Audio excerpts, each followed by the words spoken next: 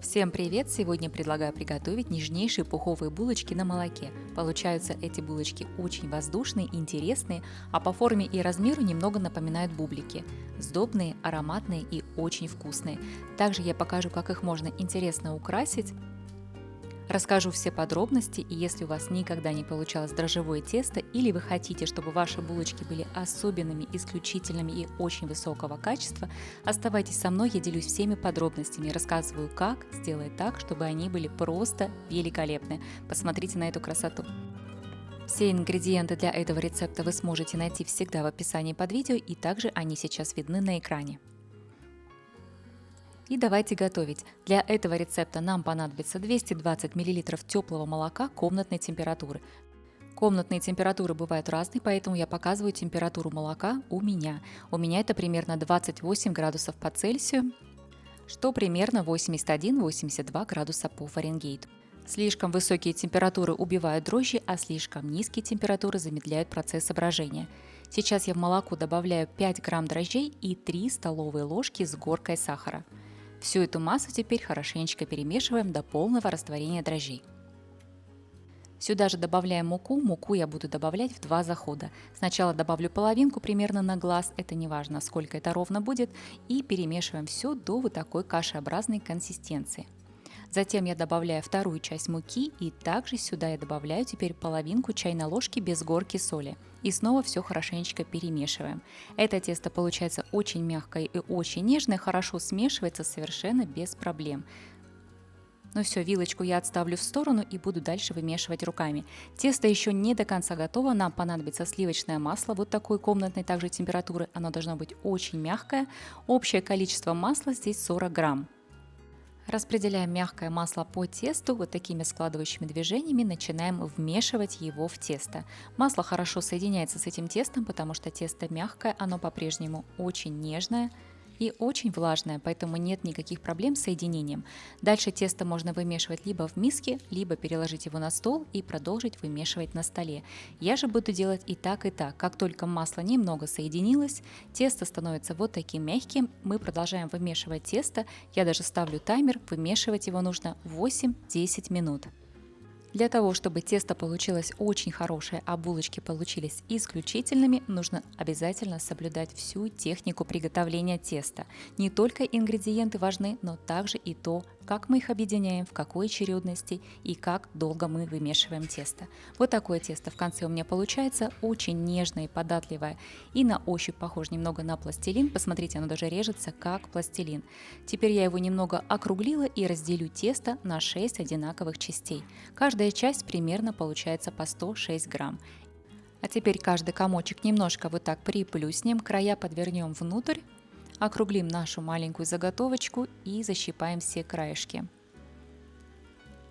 Закрываем все швы, округляем наш комочек, переворачиваем его снова на ладошку и круговыми движениями округляем и придаем ему форму хорошую шарика. Маленький шарик получается вот такой. Предформовка – это тоже важный процесс, не пропускайте его, если вы хотите получить красивое, аккуратное изделие в конечном итоге. И повторяем тот же самый процесс с оставшимися кусочками теста. Должно получиться у нас 6, накрываем их пленкой любой пищевой или пакетом и оставляем шарики на отдых на 30 минут при комнатной температуре. Температура в комнате, как мы уже обсуждали, может быть немного разная, у меня это 24 градуса по Цельсию или примерно 75 по Фаренгейту. Прошло 30 минут, шарики полежали и отдохнули. За это время они стали еще более гладкими и эластичными, у них расслабилась клейковина, и теперь их гораздо легче раскатывать. Нам нужно их раскатать вот в такой небольшой кружок.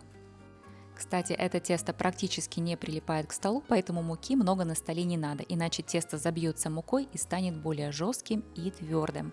Поэтому муки я делаю буквально чуть-чуть, слегка припылила. И по краям начинаем скручивать нашу заготовку к центру. Скручиваем краешки достаточно плотно, так чтобы внутри не было пустот, и проходимся по всей окружности, чтобы заготовочка была равномерная. И в центре я сделаю разрез. Можно сделать либо шпателем, либо ножичком. Снова скручиваем все края до тех пор, пока они не встретятся в серединке. Ну а теперь делаем в центре дырочку побольше и растягиваем это тесто в середине. Делаем его как можно тоньше и натягиваем его на получившиеся наши боковые ролики. Вот таким вот образом. Если нужно где-то подправить, подправляем, подтягиваем тесто так, чтобы получился такой аккуратный бублик. И я пройдусь по кругу и защипаю все края. Вот таким вот образом. Бублик поправляем, придаем ему правильную форму, округляем и перекладываем на пергаментную бумагу. Я уже подготовила, у меня будет два противня, один побольше, другой поменьше.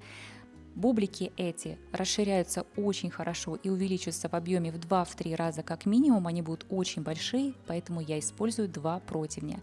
Свои противни я закрыла пергаментной бумагой, моя бумага пергаментная не прилипает, я ее ничем не смазываю. Но в принципе эти булочки можно выпекать и напрямую на противне, тогда противень нужно будет смазать немного растительным маслом. И продолжаем формировать наши оставшиеся булочки. Процесс этот совершенно недолгий, это кажется возможно на камере, что долго, я вам показываю медленно, но в принципе все это делается достаточно быстро. 10 минут и все булочки будут готовы. Чтобы булочкам придать более правильную форму, внутрь можно поместить стакан. У меня это пластмассовый стакан, диаметр донышка примерно 6 см. В итоге окружность всего вот этого кольца получается одинаковая, диаметром 6 см. Поправляем наши булочки, смотрим, как они лежат на противне. Они поднимаются очень хорошо в 2-3 раза, поэтому очень хорошо оставить дополнительное место, немножко личного пространства. И все, оставляем их на расстойку примерно на 2,5 часа или до тех пор, пока они не увеличатся в объеме в 2-2,5 раза. Ну а пока булочки стоят на расстойке, подготовим украшения для верха. Здесь нам понадобится 30 грамм сливочного масла. Сливочное масло должно быть очень-очень мягкое. Настолько мягкое, чтобы его можно было превратить в такую небольшую пасту. Вот таким вот образом. Смотрите, какое мягкое получается. Вот такое. Соединяем его с сахарной пудрой. Здесь у меня 3 столовые ложки с горкой сахарной пудры. Все хорошенечко перемешиваем. Потом добавляем 2 столовые ложки молока и также 30 грамм муки. И снова все хорошенечко перемешиваем. Получается вот такая пастообразная масса. Там не должно быть комочков, поэтому вымешиваем очень хорошо. И прохожусь напоследок я лопаткой силиконовой, чтобы посмотреть, что масса действительно ровная. И перекладываем эту массу в кондитерский мешок. Вот столько получилось, не так много, намного и не нужно. Отрезаю кончик у кондитерского мешка, подгоняем массу к самому краю, и мы готовы украшать наши булочки. Булочки у меня постояли 2,5 часа, они очень хорошо поднялись. И вот таким образом, прям сверху на поднявшиеся булочки мы раскладываем наше украшение. Если где-то появляются пробелы, в этом нет ничего страшного, всегда можно вернуться и дополнить эти пробелы. Масса эта в итоге будет растекаться немножечко в духовке, поэтому небольшие погрешности не страшны. Вот такие красивые булочки получаются. И отправляем булочки выпекаться в заранее разогретую духовку на 180 градусов по Цельсию или 356 по Фаренгейту на 15 минут. Вот такие булочки должны получиться. Ставьте их в середину духовки так, чтобы низ не подгорел и со всех сторон они аккуратно зажарились. Посмотрите, какие красивые они получаются. Просто загляденье. Красивое румяное донышко и очень симпатичный внешний вид.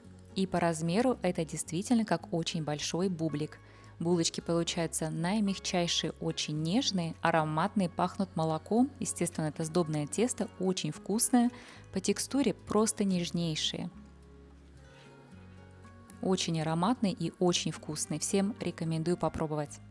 Если у вас никогда не получалось дрожжевое тесто, попробуйте приготовить по этому рецепту. Я специально делюсь со всеми максимальными подробностями и температурными, и по технике приготовления для того, чтобы у вас получилось и чтобы вы смогли приготовить для себя и своей семьи такие прекрасные булочки. Ну и небольшое объявление по YouTube. Если у вас есть возможность продолжать смотреть YouTube, мои ролики будут выходить на YouTube.